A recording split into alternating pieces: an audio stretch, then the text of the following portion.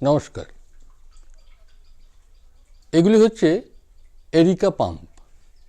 1 বছর আগে এই প্ল্যান্টগুলিকে আমি ছোট পট থেকে এই বনসাই পটে রিপোর্টিং করেছিলাম। এগুলিকে অ্যাকচুয়ালি আমি বনসাই করেই রাখতে চাইছি। এর আগে আমি আরও অন্য প্রজাতির পামগুলোকে বনসাই করেছি এবং তার ভিডিও দিয়েছি। এটার ভিডিও আমি দিইনি, তার কারণ হচ্ছে আমিও শিওর ছিলাম না যে হ্যাঁ গাছগুলো এইভাবে কেটে দিলে আবার গ্রো করবে। তো এই কারণে আমি ভিডিওটা দিইনি। এখন আপনারা দেখেই বুঝতে পারছেন যে একটু দেরিতে হলেও গাছগুলি নিয়ে গ্রো হয়েছে এবং এখন ভালো মতোই হচ্ছে।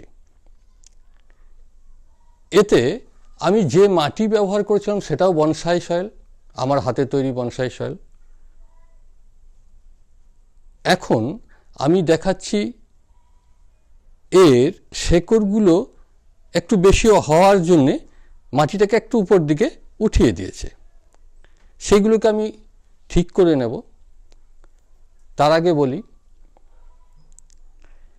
এই প্ল্যান্টগুলির জন্যে আমি সারা বছর ধরে যে ধরনের কেয়ার নিয়েছি তার কথা।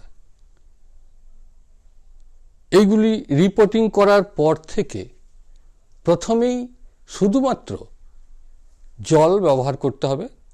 যদি দেখা যায় একদিনে জলটা পুরো টানছে না, তাহলে একদিন পর পর জল দিতে হবে।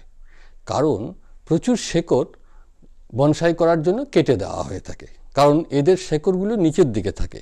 সেটাকে আমি গুচ্ছ মূল যেটাকে বলা হয় ছড়িয়ে যায় সেই ব্যবস্থা করে থাকি। কারণ কি, এর পটের থিকনেস খুব কম। সেই হিসেবে কিছুদিন অপেক্ষা করতে হবে সার দেওয়ার জন্য। এই 1 মাস থেকে 1.5 মাস পর থেকে এদের সার, লিকুইড ফার্টিলাইজার দেওয়া শুরু করতে হবে। যেমন প্রথম দিকে অর্গানিক লিকুইড ফার্টিলাইজারই ব্যবহার করতে হবে। তার মানে প্ল্যান্টিংয়ের 2 মাস পর থেকে আমরা রাসায়নিক সারও ব্যবহার করতে থাকব।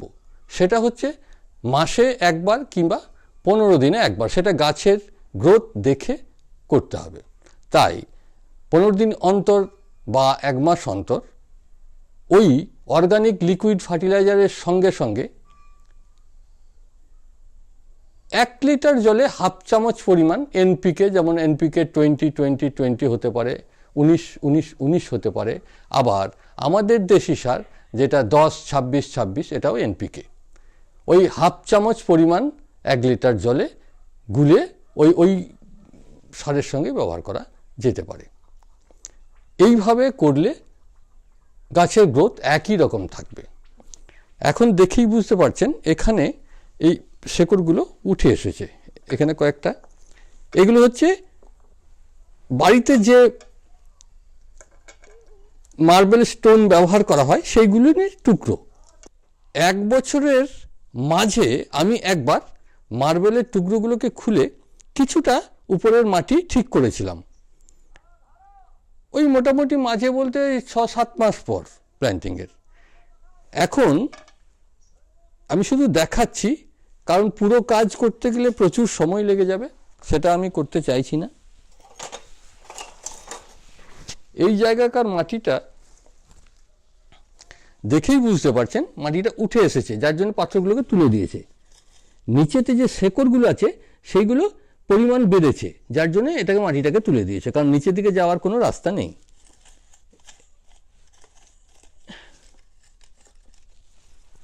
এখানে কিছুটা মাটি আমি কমিয়ে নেব। উপরে যে মাটিটা দিয়েছিলাম এটা অ্যাকচুয়ালি বনসাই সয়েল নয়, এটা এমনি সাধারণ মাটি। ভেতরে যেটা প্রথম দিয়েছি সেটা বনসাই সয়েল।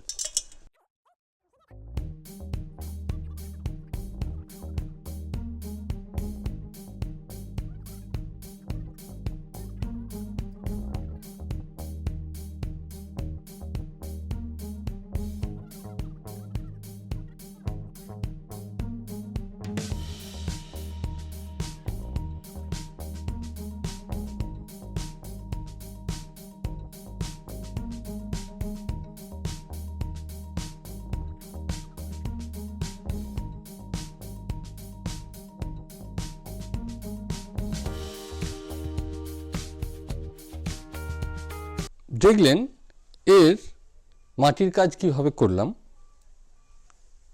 এখন এইভাবে এই গাছগুলো যে দেখছেন, এইগুলো আস্তে আস্তে আস্তে সাইডে প্রচুর ওই একটা একটা ছোটো ছোটো কলি বেরোবে, এই যেমন এই যে বেরিয়েছে ছোটো ছোটো কলি, এগুলো বেরিয়ে আসবে আর সেই সঙ্গে গাছগুলো আস্তে আস্তে ঝাঁকড়া হয়ে যাবে। এটা দেখবেন আমি আবার সামনের বছরে এর আপডেট দেব।